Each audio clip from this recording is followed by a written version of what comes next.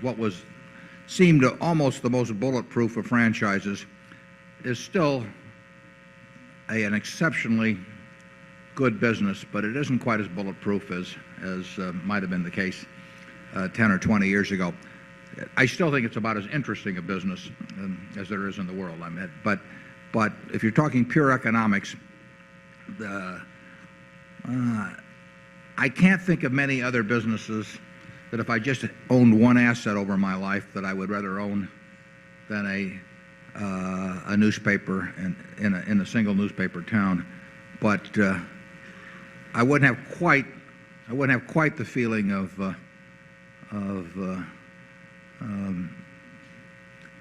absolute certainty that I would have had 10 or 15 years ago. We own a newspaper called the Buffalo News in Buffalo, New York. We pay a significant percentage of our circulation revenue to our carriers, and we pay additional money to the district managers, and we pay for the trucks to deliver the product out, and we pay for huge printing presses and all of that sort of thing. And people do chop down trees in order to give us the raw material to transmit information in Buffalo, you know, about what the Buffalo Bills did yesterday on Sunday with all the details. And now you have the internet that has virtually no incremental unit cost to anything and can deliver the information instantaneously. So it's a big factor for newspapers. And the newspaper world, in my view, will look very, very, very different in not that many years. People in the business always tend to think that they're seeing the first robin, you know, or something, and that it's going to get better. And I would say the newspaper business, the decline, if anything, has accelerated somewhat. You know, when they take people out to the cemetery, they're taking newspaper readers, and when people graduate from school, they're not gaining newspaper readers, and that may not change things overnight, but it goes in the wrong direction. And the less the readership, the less compelling argument to have to advertisers. You are now hearing from a couple of guys that just love newspapers. We think newspapers are indispensable, right, but we don't have we have less company in that view than before. I read 5 newspapers every day. Charlie probably does about the same. And more. Yeah, well, it shows too.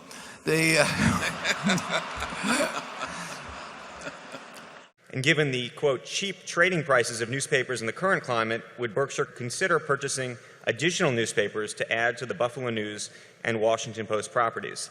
The answer is, for most newspapers in the United States, we would not buy them at any price. They have the possibility, and in certain places they've already hit it, but they have the possibility of just going to unending losses. Warren, a lot of people aren't buying newspapers, and I'm trying to figure this out. You bought 28 newspapers in the last 15 months, 28 dailies, and it wasn't Right.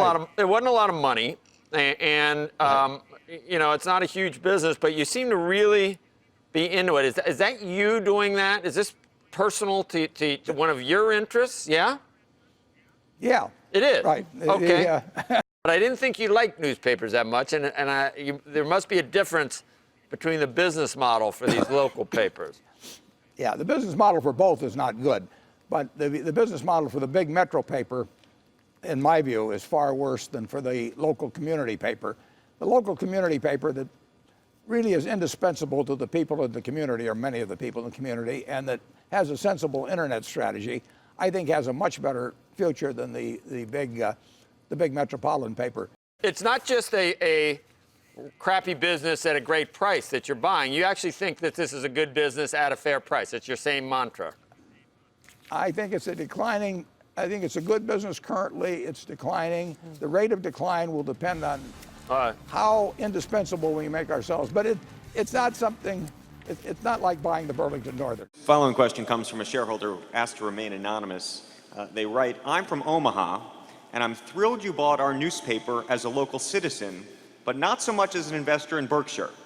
I read your reasons for acquiring newspapers, but it still doesn't make sense to me economically, given the downward trends in the industry. Don't you think there are other businesses with higher rates of return that you could buy? I would say that our after-tax return, with declining earnings, which I expect, would be at least 10% after tax, but I think, and it could well be somewhat higher. I think it's very unlikely that it would be significantly lower. Now, we wouldn't have done it in any other business. I mean, there's no question. The questioner is right about that. But it doesn't require an extra ounce of effort by me or Charlie or people at headquarters. We will get a decent return, and we like newspapers.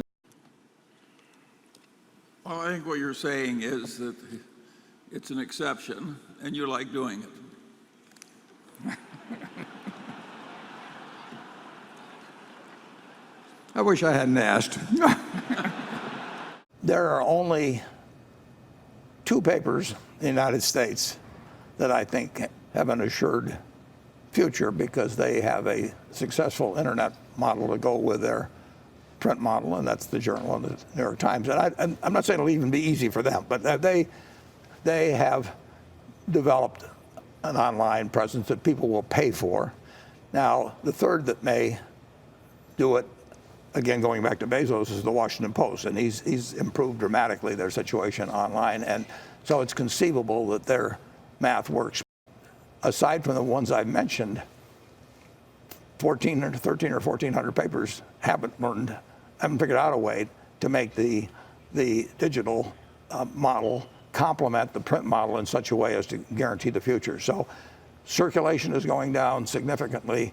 Advertising, I mean, it used to be dozens and dozens of pages of help wanted ads. It basically disappeared, and no one has found the answer to that yet.